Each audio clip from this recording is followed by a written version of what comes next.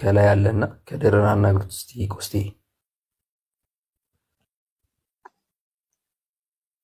አቤት ከድር አለ ጆ ከድር ጋር አውራስ ከድር አወል ማሻአላ ከድሮ አይዋ አቤት አቤት كيف الحال አለን እንኳን በሰላም መጣ እንኳን ሰላም ቆያችሁ ቁርአንን ትችላለህ አይ ኦኬ አትችለውም ሶላት ትሰግዳለህ ሶላት ትሰግዳለህ ሙስሊም ነህ አይ ኤክስ ኤክስ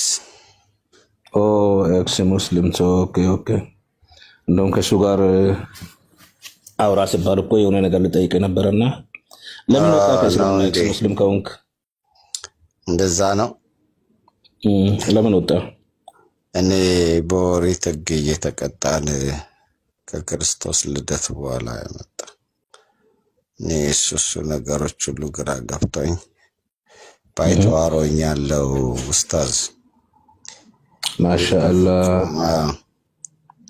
እኔ ረጅም ጊዜ ነው እፎይ ከመጀመሩ በፊት በየመንደሩ በግሌ እየታገልኩ የነበረውን ነገር ነው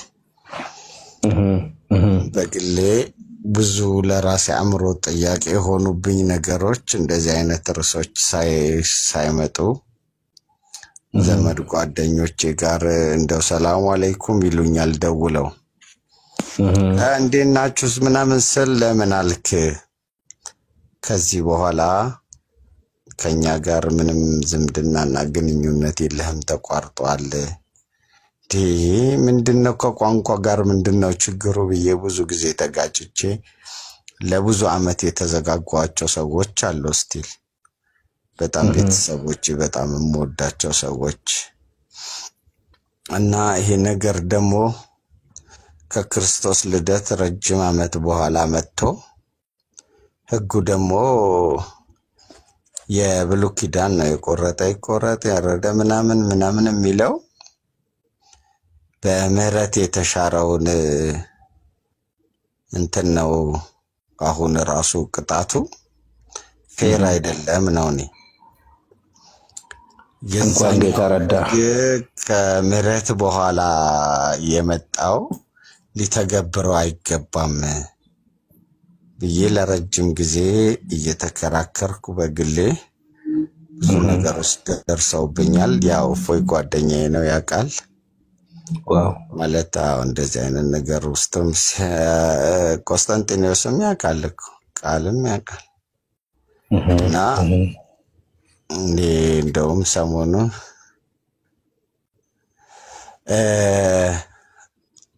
ሂድ ብለውኝ ነፎይ ምናምን የተወሰነ ጊዜ ስውሯ ማርያም ሄጄ አንዳንድ ከጓደኞቼ ጋር ዛከርም መጥቻለሁ ዋው እኔ ብዙ ጥያቄዎች ነበሩኝ ከእስልምና አው በራሴ ረጅም አመት የራሴ ጥያቄዎች መጨረሻ ላይ ምንድነው በራሴ የወሰንኩት ማለት እኔ ባላመንኩበት በጭራሽ በማይቀበለው ነገር ውስጥ ሰዎች ይሄ ማግለል የሚባለው ነገር አይደለ እኛ ጋር አሁን ምንድነው የሚገጥመኝ ነበር መጀመሪያ ገና ጥያቄ በቃ ቤተሰብ ያው ጫና ነው ያንን ነገር ካልተቀበልክ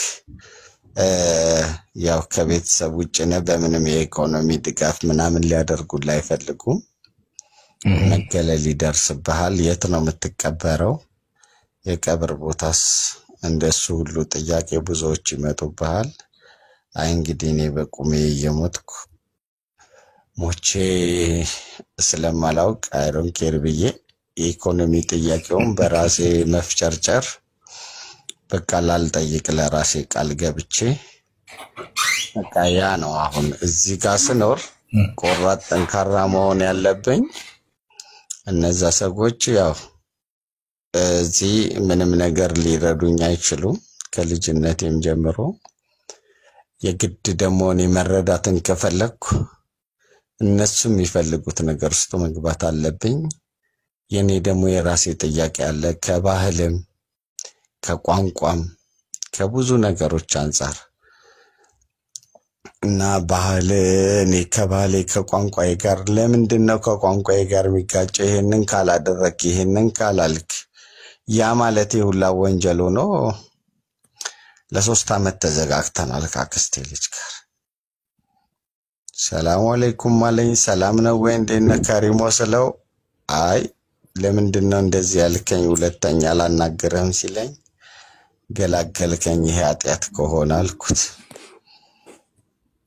ዋው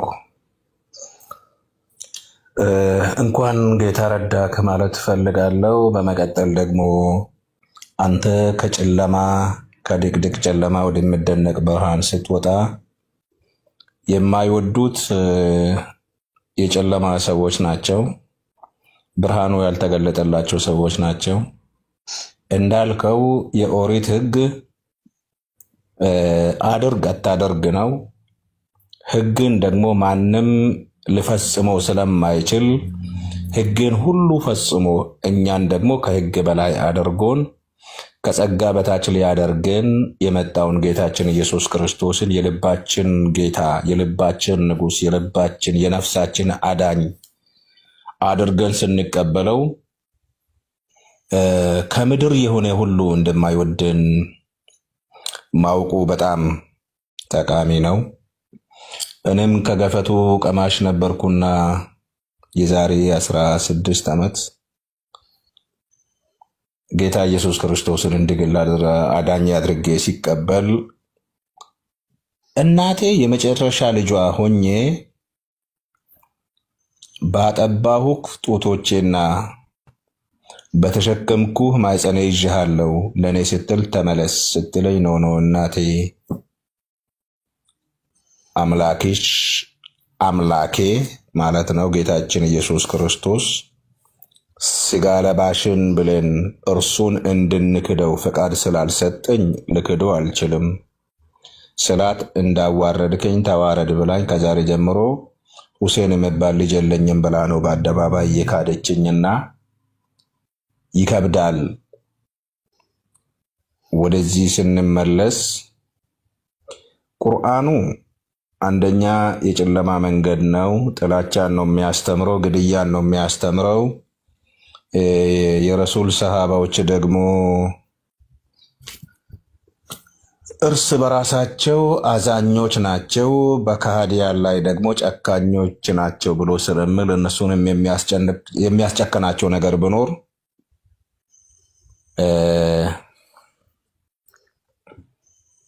ለያዙት ነገር ተገዢ ስለሆኑ ለማይረባ አእምሮ ተላልፎ ስለተሰጡ በፌስቡክ ተለቆ ስሜ ሙሐመድ ሁሴን የሚባል ከሃዲ አሁን ከሰፈራችን ጠፍቶ ኬንያ ገብቷል፣ ክርስቲያኖቹ ብር እየከፈሉት እያኖሩት ነው ተብሎ በዛ ባለበትም ነገር ይገደል ብለው ሲያሳውጁ ቆይተው እኔን ጌታ ጠብቆኝ ከ6 ወር በፊት እዚህ አሜሪካን አገር ስገባ ያንን ነገር ሚዲያ ላይ ተናገርኩኝ። እንዲህ ተብዬ ነበር የተወለድኩት እንዲህ አይነት ሰፈር ነው እንዲህ ተሰርቶብኛል ስል ባናረጉትና ያንን አነሱት። መጠላቴ በምዕራብ አርሲ ዞን በነገሌ አርሲ ወረዳ ሁሉ ቦታ የታወቀ ነው። በተገኘበት ይገደል ነው የተባለው። እናቴን ከዛሬ ጀምሮ እንዲህ አይነት ልጅ የለኝም ስትል ሌላኛው ማህበረሰብ ውጪው ያለው ምን እንደምል ሁላችሁም ታውቁታላችሁና አሁን ለምሳሌ የሆነ ቁርአን ላንብብና የስግደት ክፍል ነው ይሰግዳሉ። وإن خفتم ألا تقسطوا في اليتامى فانكحوا ما طاب لكم من النساء مثنى وثلاث ورباع فإن خفتم ألا تعدلوا فواحدة أو ما ملكت أيمانكم ذلك أدنى ألا تعولوا አሁን ይህንን በአማርኛ ልስገደውና በየቲሞችም ማግባት አለማስተካከላችሁን ብትፈሩ ዝሙትንና ከተወሰነላችሁም በላይ ማግባትን ፍሩ። ከሴቶችም ለእናንተ የተዋበላችሁን 2 2 3 3 4 4 አግቡ ብዬ አሁን ብሰግድ ሴቶቹ ለምንድን ነው አሜን ብሎ የሚሉቱ ከሚባልበት ማህበረሰብ ወጣን ብለን ብንል እንዴት ይወጣል ብሎ እኛን ማባረራቸው የሆነ ሐዲስ ያስታውሰኛልና الرسول ሰለለው የሰለለው እንዲህ አሉ። አንድ ሰው ወደሳቸው መጣና ይሄ መሐመድ ማለት እኮ እኔ ከምጽፍለት በላይ አያውቅም ሲባል ይሄንን ሰውዬው ርቆ ሳይሄድ ግደሉት ብሎ ሰሃቦችን ከኋላው ልከው አንድ በመዲና አካባቢ የነበረውን አይሁዳዊ እንዳስገደለ ቡኻሪ ዘግቦ አስቀምጦልናልና ይሄ ጆን ክራይስት ወይንም ሁሴን ጎባና ከዚህ ርቆ ከሄደ ብዙ ነገር ያበላሻልና ግደሉት ብለው ስሉ አትሞትም ልጄ ሞቼልሃለሁ ያለኝ ጌታ አዳነኝና ዛሬ ላይ አለው። እስኪ አሁን ለምሳሌ 3 3 4 4 2 2 3 3 4 4 አግቡ ከሴቶችም ለእናንተ የተዋበላችሁን ቆንጆ ቆንጆ ሴቶችን መርጦ እቺ ወፈረች፣ እቺ ቀጭነት፣ እቺ ረጅም፣ እቺ አጭር፣ እቺ መጋላ፣ እቺ ቡኒ፣ እቺ ግራጫ ምናምን እያሉ አማርጠው የተዋቡላችሁን ሴቶች አግቡ ሲል ወንዱ አሜን ሊል ይችላል። ሴቶቹ ለምንድን ነው አሜን የሚሉት? ምክንያቱም ከሴቶችም ለእናንተ የተዋበላችሁን 2 2 3 3 4 4 አግቡ ብሎ ካለ ክፍሉ የወንዶች እድር ቤት ስለሆነ ወንዶቹ አሜን ብለው በነጋታው የፈለጉትን ነገር ቢያደርጉ አባታቸው ላይ ጠይቃቸው፣ ሚስቶቻቸው ላይ ጠይቋቸው ለምንድን ነው የምታገባው? አላህና ነብዩ ፈቀዱልኝ፣ አንቺ ከፈለግሽ መሄድ ትችያለሽ። ወዴት ነው የሚሄደው? ያላበለዚያ እኔ እንዳስተዳደርኩሽ ዝም ብለሽ ደሪ ስላትም አሜን ብላ የምትቀመጠው ሴት ይሄ ክፍል ሲነበብ ለምንድን ነው እዛ ውስጥ ሆና ቆንጆ ነኝ ብላ አሜን የምትለው? ቆንጆ ብትሆን ሌላ ቆንጆይቱ አትፈለግም ነበርና፣ ውበት ብኖራት ሌላ ውበት ያላት ሴት አትፈለግምና፣ ውበት የለሽም ብሎ እኮ ነው ሌላ እየፈለገ ያለው። አንቺ እኮ አልተመቸሽኝም ብሎ ነው የምትመቸውን እየፈለገ ያለው። ልክ ድመት አይጥን አባራት ይዝና እየበላች ያለች ሌላ አይጥ ብቅ ብትል ያንን ትታ አዲስ ነው የምታባረው። ለምን? አዲስ ደም ነው ያለው፣ አዲስ ህይወት ነው ያለው፣ አዲስ ስጋ ነው፣ አልቀዘቀዘም። ከሴቶችም ለእናንተ የተዋቡላችሁን 2 2 3 3 4 4 አግቡ። ማሻአላህ ወንዶቹ መርቀን ብሎ አሜን ሲል ለምን ብሎ መውጣት አለባችሁ ሴቶች። ለምን በእኛ ላይ 4 ያገባል? ከኔ ምናቴ ነው አለች አንዷ ዘማሪ አላልኩም ዘፋኝ ናት። ከኔ ምናቴ ነው ብላ ስትል ዶሮ ጫተን ቅምበት ነበርና ከየተሰማው እንዳትሉ ዶሮ ቅምበት ስለነበር ነው።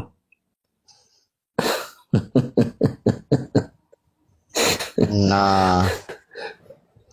ጎበና እንኳን ጌታ ረዳ ምን መሰለ ሸሪዓ ፍርድ ቤት አንዴ ቆይቷል። በጣም ውርስ ልጆች ይመስሉኛል ውርስ ፈለጉና አባት ከሞቱ ቆዩ እና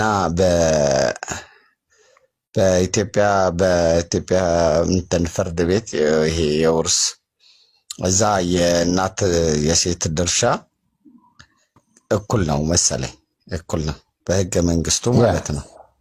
በሸሪዓ ፍርድ ቤት 10% ነው። ሄደው 10% ለእናትየው አስቀርተው ተከፋፈሉ። እንደዛ ነገር ነው። እስከዛሬ ጥያቄ ይሆንብኛል። ለምን ሄደው አጎቶቹ አባት ካለለው ወንድም ካለለው ወንድሞቹ አሁን ለምሳሌ ክፍሉን እዚህ ይዟለውና ላንብብልህ። እንዲህ ይላል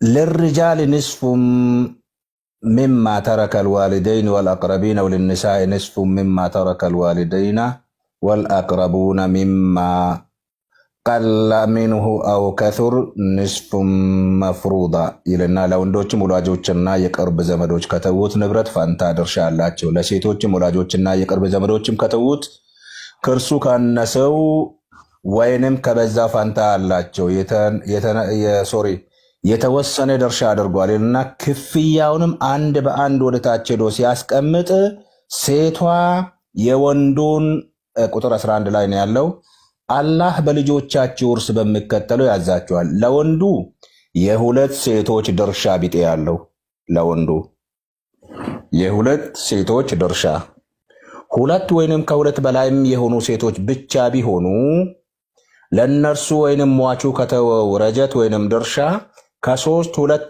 እጁ አላቸው ሁለት ወይንም ሶስት ቦታ እንዲቀመጥና 1% ነው የምታነሳው 2% ይነሳል ከመቶ 15 ማለት ነው ከአባቷ ንብረት ይሄ ወዴት ነው የሚሄደው ሲባል ከሶስት ሁለት እጅ አላቸው አንዲቱም ብትሆን ለርሷ ግማሽ አላት ከአባቷ ንብረት ግማሹን ነው የምትወስደው ግማሹ ወዴት ነው የሚሄደው ለአባትና ለእናቱም ለርሱ ልጅ እንዳለው ከሁለቱ ለያንዳንዱ ከስድስት አንድ አላቸው ሴቷ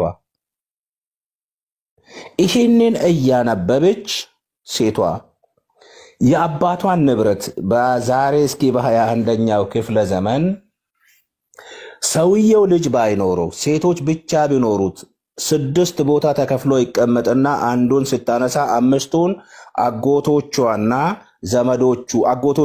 ዘመዶቹ መጥተው ያንን ንብረት ይከፋፈላሉ ሴት በመሆኗ ብቻ ይሄንን ሸሪዓ ብሎ ይዞ የነበረው ሴት እንደምንም የምታይበት እዚህ ክፍሉ ልጨርሰው ለአባትና ለእናቱም ለርሱ ልጅ እንዳለው ከሁለቱ ለያንዳንዱ ከስድስት አንድ አላቸው ለእርሱም ልጅ ባይኖረውና ወላጆቹ ቢወርሱት ለእናቱ ሲሶ አላት ለእርሱም ወንድሞችና እህቶች ቢኖሩት ለእናቱ ከስድስት አንድ ይህም የተባለው በርሱ ከተናዘዘበት ኑዛዜ ወይንም ከዕዳው በኋላ አባቶቻችሁና ልጆቻችሁ ለእናንተ በመጥቀም ማንኛው ይበልጥ ቅርብ እንደሆኑ አታውቁምን ይህም ከአላህ የተደነገገ ድንጋጌ ነው አላህ ደንግጎ የአባቴ ንብረት እንዳልወርስ ሴት በመሆኗ ብቻ እንዳትወርስ ሴት በመሆኗ ብቻ ዘመዶቹ መጥተው ከዚህ የሚወርሱት ይሄንን አሜን ብሎ ሴቶቹ ተሸፋፍኖ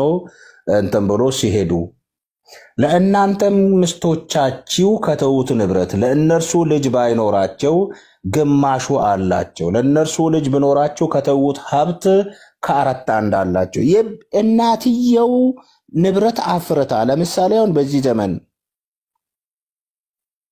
በዚህ ዘመን ብዙ ባለሀብት ሴቶች አሉ ሀብቱን ወንድ የላትም አቤት ልክ ነው ሀብቱን ሴቷ ብዙ ሀብት አፍርታ በትሞት አባቷ ከዚህ በፊት ሞተዋልና ሴቷም አሁን ቀጥላ እናትየው በትሞት ሴት ልጅ ብቻ ብትቀር የአባት እናቷን ንብረት ሙሉ ንብረቱ ይመለከተኛል ብላ የማጽደቅ መብት የላትም በሸሪዓው ለምን መጥቶ የሚከፋፈሉት አጎቶቿና አያቶቿ መጥተው ያንን ንብረት ይከፋፈላሉ ልጅ ስላልለው ብቻ ማነው ወንድ ልጅ ባለመኖሩ ብቻ እሺ ወደ ሸሪዓ ፍርድ ቤት እንሄድ ኢትዮጵያ የምትተዳደረው በሕገ መንግስቱ ነው የሸሪዓ ፍርድ ቤት የተቋቋመው አንዳንድ ሃይማኖታዊ ነገሮችን እንድዳኝ ነው እንጂ ንብረት እንዲያስወርስ አይደለም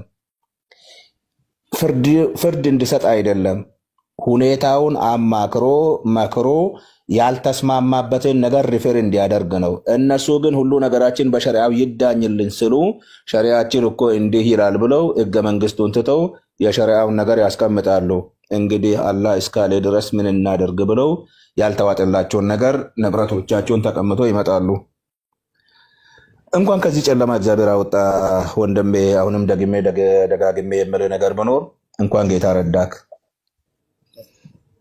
አሜን። ሌላው ደግሞ ይሄ ባህልና ቋንቋ አሁን ለምሳሌ ያው አንተ ታውቀዋለህ ስትሞት እኮ ማረቡክ ነው የሚልህ። ስለዚህ በአረብኛ ነው የምድር ሳይሆን የጀነትም ቋንቋ አረብኛ ነው። አላህ የምትቀሰቀሰው በአረብኛ ነው ይላሉ። ከቋንቋ ጋር ራሱ ያንተን ቋንቋ እንድትጠል እንድትተው ጭምር የሚገፋህ ነው፣ ያስገድድሃል። ያው እዛ ላይ ያለ ስለሆነ ማረቡክ ተብለህ ነው። ለምንድነው በራሴ ቋንቋ እዛ ማልቀሰቀሰው? የጀነት ቋንቋ ነው። ይሄ አልስማማበትም በጣም ማለት ለረጅም ጊዜ ከብዙ ሰዎች ጋር እንግዲህ ፈጣሪ የሰው ልጆች እንደየአካባቢያቸው ቋንቋም አላቸው፣ ባህልም በመልክም በሁሉ ነገር እንለያያለን። ፍጹም ተደርጎ አረብኛ ከምድርም አልፎ የሰማይ ቋንቋ ሲሆነው እንዴት ነው ይሄ ነገር? ገርመኛል ብዙ ጊዜ። ያው እነሱ በቃ ነው እንጂ ይሄንን ሊያስረዱ አይችሉም። አሁን ሁሉ ሰው አረብኛን ይናገራል የመረቡ ከተብሎ ነው የሚጠየቀው። የቋንቋዎች መለያየትና የመልክ መለያየት በራሱ ከአላህ ምንድነው የሚባለው ተአምራት አንዱ ነው ብሎ ያስቀምጥና ቋንቋዎችን ሁሉ አንድ አድርጎ በዚህ ቋንቋ ተዳደሩ። ምክንያቱም በሱረቱል ሩም ቁጥር 22 ላይ ወሚን አያቲሂ ኸልቁ ሰማዋቲ ወልአርድ የሰማያትንና ምድርን መፍጠሩ አንድ ወእክትላፊ አልሲነቲኩም ወአልዋኒኩም የቋንቋዎቻችሁና የመልኮቻችሁ መለያየት ኢነ ፊ ዛሊከ ለአየተን ሊልዓለሚን ከአስደናቂ ምልክቶቹ ነው። በዚህ ውስጥ ለአዋቂዎቹ ተአምራቶች አሉበት አለ። አንድ ሁለት ነገር ነው እዚህ ጋር የምናገረው። ሰማይና ምድርን መፍጠሩ፣ ቋንቋችንና መልካችንን መለያየቱ ትልቅ ምልክት አላህ ስለመኖሩ አላህ ሁሉን ስለማድረጉ ይናገርና ለምንድን ነው በቋንቋዎችና በመልኮቻችን ለያይቶን ሲያበቃ ቋንቋውን ሁሉ መልሶ አረብኛ አደርጋለሁ ስል አምልጣ ነው እዚህ ጋር የተጻፈችው? ሳያስባት ነው? የቋንቋዎቻችሁ መለያየት የመልኮቻችሁ መለያየት ከአላህ ተአምራት ነው ብሎ ተአምራቱ ነው ውድቅ የተደረገው? አንደኛው። ሁለተኛው መረቡ ከብሎ የሚጠይቅበት ዋናው ምክንያት ቁርአኑ ለአረቦች ብቻ ስለተጻፈ እኔን ስለማይመለከተኝ አንተን ስለማይመለከት እንዲህ ይላል በሱረቱል ሹራ የመመካከር ምዕራፍ ላይ ምዕራፍ 42 ቁጥር 7 ላይ وكذلك أوحينا إليك قرآنا عربيا لتنذر أم القرى ومن حولها وتنذر يوم الجمع لا ريب فيه فريق في الجنة وفريق في السعير እንደዚሁም የከተሞች እናት የሆነችውን የመካን ሰዎች እንደ ብራኬት በአካባቢዋ ያሉትንም ልታስፈራራ የመሰብሰቢያውንም ቀን በርሱ ጥርጣሬ የሌለበት ሲሆን ልታስጠነቅቅ አረብኛ የሆነን ቁርአን ወዳንተ ያወረድን ከእነርሱም ከፍሉ በገነት ከፍሉ በእሳት ውስጥ ነው ብለው ሲል የከተሞች እናት የሆነችውን የመካን ሰዎችና በአካባቢዋ ያሉትን ሰዎች ልታስጠነቅቅበት አማርኛ የሆነውን ቁርአን፣ ኦሮምኛ የሆነውን ቁርአን፣ ወላይትኛ የሆነውን ቁርአን፣ አፋርኛ የሆነውን ቁርአን ሳይሆን አረብኛ የሆነውን ቁርአን አወረደን ብሎ ሲናገር ለአረቦች ብቻ ስለወረደ አረቦችን ይጠይቃል እንጂ አሁን አብደላህ ጀነት ጀሃነም ይገባል ቃል ስጋ ሆነ ጀሃነም አይገባም ምክንያቱም ስሙ እዛ ውስጥ ስላልለ። ቆስጠንጢኖስ ጀሃነም አይገባም ምክንያቱም ቆስጠንጢኖስ በአረብኛ ስም ውስጥ ስላልለ። አብደላህና አብዱራህማን አብዱልገፋር ከዲጃና ፋጡማ ሁሉ ጀሃነም ሲገቡ ጎበና ጀሃነም አይገባም። ምክንያቱም ጎበና ወይንም ጆን ክራይስት አረብኛ ውስጥ ስም ስላሌለው በስሜ ጠርቶኝ እዛ አያስገባኝም። ሁለተኛ ደግሞ መረቡ ከብሎ ሲጠይቀኝ ቋንቋውን ስለማላውቀው ያልፈኛል ሰውየው። ለምን አልፈዋለሁ? እኔን አይደለም እየጠየቀኛለሁ፣ አረቦቹን እየፈለገ በአረብኛ እያናገረ ነው። ኢትዮጵያኖችን አይመለከትም። የከተሞች እናት የሆነችውን የመካን ሰዎችና በአካባቢዋ ያሉትን የሚያስፈራራበት የሚያጽናናበት አይደለም፣ የሚያበስርበት አይደለም፣ ለማስፈራራት ለማስጠንቀቅ ስለሆነ እኔ ሳልፈራው ወድጄ የተከተልኩት ጌታ ወዶኝ ያዳነኝ ጌታ በቅዱስ ደሙ ያጠበኝ ለመንግስቱ ካህን ያደረገኝ ምገልለት ሳይሆን የሞተልኝ ጌታ ክብር ለሱ ይሁን። አሜን።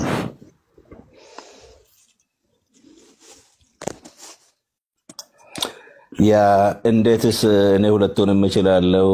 አናድር መማር ነው። ስለዚህ ምን ለማለት ፈልጌ ነው? እሺ የከተሞች እናት የሆነችውን የመካን ሰዎች መካ ኢትዮጵያ ናት? መካ አሜሪካ ናት? አይደለችም። የመካ ሰዎች ካለ ቁርአኑንም አረብኛ አደረገን አለ እኮ። በግልጽ አማርኛ ሲያስቀምጥ አረብኛ አደረግነው ብለው ስል አረብኛ አደርገን አወረደን ስል አረብኛን የማይሰሙቱ ከአላህም ተአምራት አንዱ ምንድነው? በቋንቋና በመልክ ለያይቶ መፍጠሩ ነው ከተባለ በአረብኛ የተላኩት ሰዎች ወይ የተላከላቸው ሰዎች አረብኛውን ስለሚረዱት ቅኔውንም ስለሚያውቁት ሁሉ ነገር ስለሚገባቸው ለነሱ እንድታስፈራራቸውና እነሱን እንድታስጠነቅቃቸው ነው የላክን ሲባል ጌታችን ኢየሱስ ክርስቶስ ግን የጌታዬ የአባቴ መንፈስ በእኔ ላይ ነው፣ ለድሆች የምስራችን እሰብክ ዘንድ፣ ለታሰሩት መፈታትን፣ ለታወሩት ማየትን፣ ለተጠቁትም ነፃነትን፣ የተወደደችውንም የጌታን ዓመት እሰብክ ዘንድ ልኮኛል ማለትና አስፈራራ ዘንድ ልኮኛል አይደለም፣ አጽናና ዘንድ ለድሆች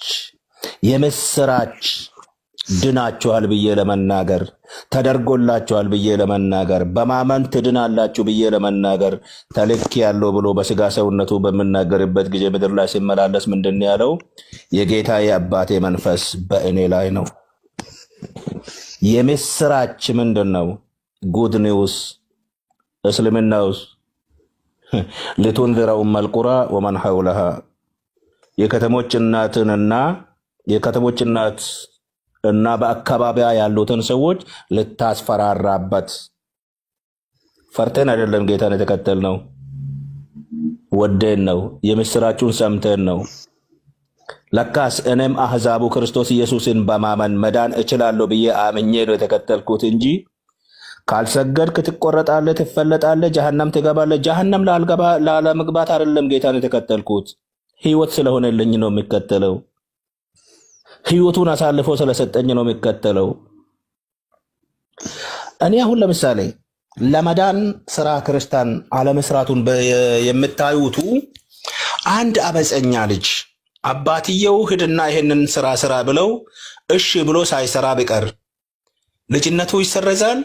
ከድሮ እዚህማስ ይሰረዛል። ለምን አይደለም ስራ አልሰራም ቢል እኔ አሁን ልጄን መስከረም ብለው ማለት የተጠላ ስም ነው። ረመዳን ካልኩት ግን በጣም የተወደደ ደስ የሚል ስም ነው። ወይም ደግሞ መካ ወይም መዲና ካልኩት የተወደደ ነው። ገባ? የኔ ልጅ ኢትዮጵያ ካልኩት ግን በጭራሽ ማለት መጥፎ ስም ነው። አዎ መጥፎ ስም ነው። የተጠላ ስም ነው የሚሆነው። ከባህል ጋር ነው የኔ ጥያቄ። በጣም ነው የሚጋጭብኝና እኔ አንዳንድ ጊዜ ልጅ ስራ የሰራች ቀን ልጅ ትሆነና ስራ ሳሰራ የቀራች ቀን ልጅነቷ ይሰረዛልን? እኔማ በጭራሽ ማለት ከነ ምናምኑ ነው ማለት ወደን ነው እኮ ፈልገን ነው ሁሉ ነገር ምናምነው ነው ያንተ የምንከተለው ልጅ እንጂ ነው። እኔ ምሳሌው አሁን ባንተ ጠዋት ላድርግና በፊት ማለት ነው አንድ ያጎቴ ልጅ ከድር ነበረ። አቤት ከድር የኔ ጥያቄ ልጅህ የቤት ስራ የሰራ ቀን ነው ልጅህ ተብሎ የምጠራው ወይንም ስራውንም ሳይሰራ ቢቀር ልጅህ ልጅ ሆኖ ነው የሚቀጥለው? ልጄ ልጅ ሆኖ ነው የሚቀጥለው። ልጄ ልጅ ሆነው የወለድኩት ቀን ነው። ስለዚህ እኛ መልካም ስራ የምንሰራው ስራው የአባቴ ስራ ነው፣ ይመለከተኛል፣ ቅድስና የአባቴ ባህሪ ነው፣ ጽድቅ የአባቴ ባህሪ ነው፣ ክርስቶስ ኢየሱስ ራሱ ሞቶ እኔን አጽድቆኛል ስንል ነው እንጂ ጽድቅን የምንሰራው እንደ እነርሱ ለመዳን ለመጽደቅ አይደለም ስራን የምንሰራው። እስልምና ግን ማንም ሰው መልካም ስራው ሰርቶ ያ ስራው فأما من ثقلت موازينه فهو في عيشة راضية መልካም ስራው ሚዛን ደፋለት ሰው ከፍ የተደረገችውን ስፍራ ይኖራል ማለት በጀነት ነው መኖሪያው የሚሆነው። ወአማ من خفت موازينه ሚዛኑ የቀለለችበት ሰው መልካም ስራው የቀለለችበት ሰው فأمه هاوية ሃዊያ የምትባለውን እሳት ይገባል ብሎ ሲያስቀምጥ ከእሳት ለመዳን ነው ስራ የሚሰሩት። እኛ ግን ስለ ዳኔን ነው መልካም ስራ የምንሰራው እንጂ ለመዳን አይደለም ስራ የምንሰራው። በትክክል ያን ላሳይ ስለፈለኩ ነው። እሺ አባቴ ማለት ያው እኔም ማንነቴን ያልወደደልኝ የኔን ማንነት የጠላ ባህሌን ታሪኬን ሁሉ የጠላን ልከተል አልችልም። የግድ አምላክ ከሆነ የሁሉንም ባህል ታሪክ ቋንቋ ሁሉ ካላከበረ ምን ብዬ ነው እኔስ ልቀበለውና ያጸድቀኛል ብዬስ የምከተለው? እንደዛ ነው ነገሩ። ከማንነት ጋር ጥላቻ ያለው ይመስለኛል። ለዛ ነው ከድሮ ጀምሮ በልጅነት አእምሮዬም ጭምር ስታገለው ኖርኩ። ግን ብዙ ጊዜ አንተ ጠማማነ ጠመሃል፣ አንተ ከራህመቱ ወጥተሃል፣ አንተ ከእንደዚህ ሄደሃል፣ አንተ እንደዚህ ካልሆንክ። አንድ ያጎቴ ልጅ ነበረ፣ በጣም ልጆች ሆነን እሱ ችግር የለበትም። ሌሊት አቃቂ በሰቃ ወንዝ አለ፣ እዛ ወንዝ ጋር ሄዶ ጁማ ይታጠባል። እኔ ያልነሳም ካልኩት ገና 11 ሰዓት ሳይሆን ውሃ ይደፋብኝ ነበር። ውሃ ተነስ ታጠብ ምናምን ብሎ እንድሰግድ እና ማለት ብዙ ነገሮች ውስጥ ሳይፈልግ ተገድጄ አላደረኩትም። በዛን ሰዓትም ቢሆን ያው እሱ እንደዛ ይታገለኝ ነበር። ግን ያው የኔ ውስጥ ደግሞ በጭራሽ አልነበረም እንደዛ። ለምንድነው አሁን በባለፈው አንድ ኡስታዝ ተሰደቡብን ነብያችን፣ ከዚህ በኋላ ልጆቻችሁን ስትወልዱ ስማቸውን መሐመድ በሏቸው አለ። እንግዲህ የመሐመድን አስተምሮ በደንብ ፈትሾ አይቶ ምንድነው መረዳት ያቃተው? ለምንድነው እኔ ሳይሆን እሱ የጠመመው? ችግር ካለበት ይሄ እኛ በማናውቀው መንገድ ተጭኖብን ነው፣ ካልሆነ ይሄ ያንኑ አምኖ እየተከራከረ ነው። እንግዲህ አስተምሮቱ ልክ አይደለም ብሎ ተናግሮ አያውቅም። እነዚህ ሁሉ ስተቶች እየሰማ ጭራሽ ተነኩብን። ልጆቻችሁን ሁሉ ኢትዮጵያኖችን ልጆች ሁሉ እዚህ ውስጥ ከተቷቸው እያለ ነው። እንግዲህ ይሄ እኮ ጄኖሳይድ ነው፣ ትውልድን ማጥፋት ነው። ልክ ካልሆነ ወይም የጫነባቸው ኃይል ካለ ይሄ ከነብዬ ከአምላኬ አስተምሮ ውጭ ነው፣ እነከሌ ጭነውብኛል፣ ስለዚህ እነዚህ ውድቅ ናቸው፣ አንሰማም፣ አንቀበላቸውም አላለ። ያንኑ ተቀብሎ ነው እንግዲህ እየተከራከሩ ያሉት። እንግዲህ በብሉይ ኪዳን ዘመን የነበረውን ረዱት ቁረጡት እንግዲህ ከፎይ ነው የተጀመረው። ይሄስ አግባብ አይደለም። ኢትዮጵያ የራሷ ሕግ ስርዓት ሁሉ ነገር አላት። ያ ነገር እንግዲህ አጋጣሚ ተፈጥሮ መቼም አፍሪካ ላይ ምን እንደሚሆን አይታወቅም። ናይጄሪያ ላይ አልጾማችሁም ተብለው እንደተገደሉ ሰዎች ይሄ ነገር እድሉን ቢያገኘስ እኛ ምን እንሆናለን? ከኦርቶዶክሳውያን ይልቅ ከሌሎች አማኞች ይልቅ ደግሞ እኛ ሙስሊሞች ሆነን ጥያቄ በምንጠይቅ ሰዓት ነገሮች ሁሉ እኛ ላይ ነው የሚከፉት። ለምን ያውቃሉና እነዚህ ጠመው ሊያጣመሙብን ነው በሚል እሳቤ አስቀድማቸው አጥፏቸው የሚባለው ጫናውም ቅጣቱም የሚበረታው እኛ ላይ ነው። ለምን ከቤተሰብም ከእናት ከአባት ከእህት ወንድም ከሁሉ ሰው ጋር መቆራረጥም ይፈጠርብናል። ሌሎቹ ቢያንስ የሃይማኖት ክርክር ምናምን ቢፈጠር ነው ሙሉ ቤተሰባቸውን አያጡም፣ ዝምድናቸውን አይቆርጡም። የኛ ይከፋ ነው እኮ የሚሆነው። ምንም ጥያቄ መጠየቅ አንችልም። የግድ ነው እነሱ ያመኑትን ማመን፣ የተከተሉትን መከተል፣ የሚሉትን ማለት ብቻ ነው የኛ ግዴታ የሆነው። ለምን ይሄ ነገር ልክ ነው ወይ እስኪ ይኸው ስትለው አንተ ጠመሃል፣ ሸይጣን ሰፍሮብሃል፣ እንደዚህ ሆነሃል ተብሎ መፈረጅ ብቻ ነው። ያ